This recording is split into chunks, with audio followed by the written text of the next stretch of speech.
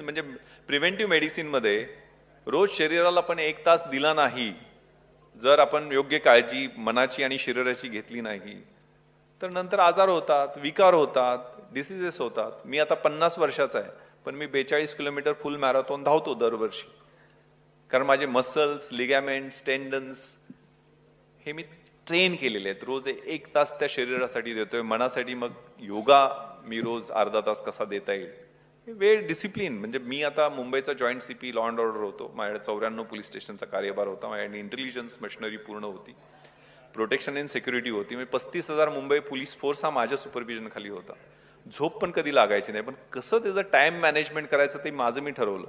Sir 2011 मध्ये टीसनी सर्वे केलेला आहे की सगळ्यात स्ट्रेसफुल जॉब मुंबईतला कुठला आहे, की ज्याच्यात लोकांना निश्चित डायबिटीस आणि हायपरटेन्शन आणि ब्लड प्रेशर येतं. तो म्हणजे joint CP law and order आहे. मी 2.5 वर्ष तिथं होतो. भरपूर टेन्शन आलं, यात काही शंका नाहीये. पण ते मॅनेज कसं करायचं, त्यामुळे त्या संकट ऍडव्हर्सिटी क्वेश्चन माझा कसा राहील आणि त्यासाठी मग माझं कॅरेक्टर कसं राहील. लोक काही बोलतील आणि बोलणारच, त्यांच्याकडे लक्ष देत बसलं तर आपण काहीच करू शकणार नाहीये.